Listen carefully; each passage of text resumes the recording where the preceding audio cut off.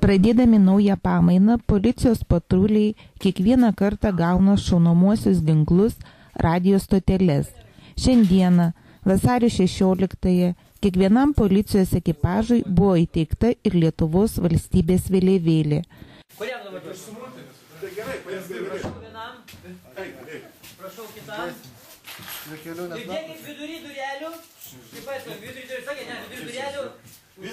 Vėliavėlėmis vasario 16-ąją, kovo 11-ąją, Liepos 6-ąją dienomis bus papuošti tarnybiniai policijos automobiliai. Lietuvos policijos bendruomenės pranešime rašoma: savo patiriamais išgyvenimais bei dvasinės kultūrinės raiškos saitais tampriai susijusi su valstybei svarbiomis vertybėmis. Per amžius valstybės vėliava buvo tautą vienijantis simbolis.